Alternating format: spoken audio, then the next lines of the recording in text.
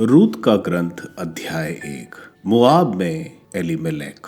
न्यायकर्ताओं के समय देश में अकाल पड़ा, इसलिए यूदा के बेदलेहम का एक व्यक्ति अपनी पत्नी और अपने दोनों पुत्रों के साथ मोआब के मैदान में बसने आया। उस व्यक्ति का नाम एलीमेलेक था। उसकी पत्नी का नाम नयोमी और उसके दोनों पुत्रों के नाम महलोन और किलियन। वे यूदा के बेदलेहम के इफ्राती थे। वे मोआब देश जाकर वहां रहने लगे। नोमी का पति एलीमेलेक मर गया और वह अपने दोनों पुत्रों के साथ रह गई। उन्होंने मोआबी स्त्रियों के साथ विवाह किया। एक ओपी कहलाती थी और दूसरी रूत। उन्होंने 10 वर्ष तक वहां निवास किया। इसके बाद महलोन और किलियन भी मर गए और नोमी अपने दोनों पुत्रों और अपने पति से वंचित हो गई। रूत का नोमी के साथ रहने का निश्चय। तब उसने अपनी बहुओं के साथ मोआब के मैदान से चल देने का निश्चय किया, क्योंकि उसने सुना था कि प्रभु ने अपनी प्रजा की सुधि ली और उसे खाने के लिए रोटी दी थी। इसलिए वह अपनी दोनों बहुओं के साथ अपने निवास स्थान से यूदा देश के लिए रवाना हुई। नोमी ने अपने दोनों बहुओं से कहा, अब तुम दोनों अपनी अपनी माता के घर लौट जाओ। तुमने अपने मृत पति और मेरे साथ जैसा सद व्यवहार किया है, प्रभु भी तुम्हारे साथ वैसा ही करे।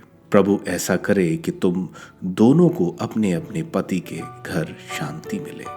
इसके बाद उसने उनका चुंबन किया। वे फूट फूट कर रोने लगी। दोनों ने उससे कहा, नहीं, हम आपके साथ आपकी जाति के लोगों के पास चलेंगी। परंतु नोमी ने उत्तर दिया, मेरी पुत्रियों, तुम वापस चली जाओ। तुम मेरे साथ क्यों चलना चाहती हो? क्या मैं और पुत्र उत्पन्न कर सकूंगी जो तुम्हारे पति बने?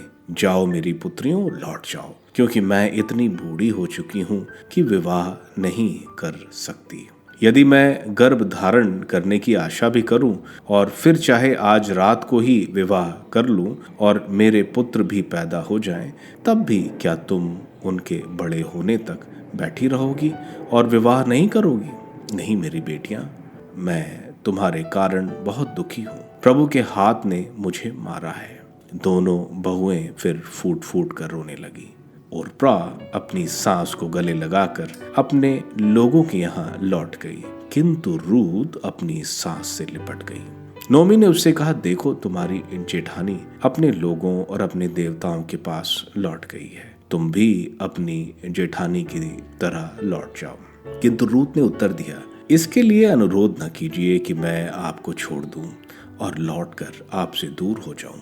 आप जहां जाएंगी वहां मैं भी जाऊंगी और आप जहां रहेंगी वहां मैं भी रहूंगी। आपकी जाति मेरी भी जाति होगी और आपका ईश्वर मेरा भी ईश्वर होगा।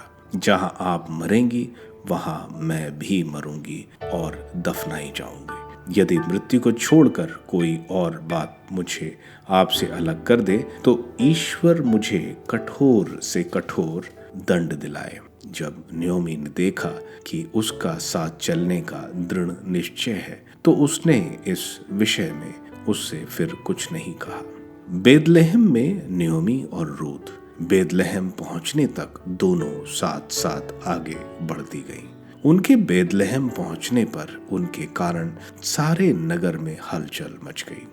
स्त्रियां कहने लगी, क्या यह नयोमी है? उसने उनसे कहा, मुझे नयोमी सुखी मत कहो, मुझे मारा दुखिया कहो, क्योंकि प्रभु ने मुझे बड़ा दुख दिया है। मैं यहाँ से भरी पूरी गई थी, किंतु सर्वशक्तिमान ने मुझे खाली हाथ लौटाया है। तुम मुझे नयोमी क्यों कहती हो?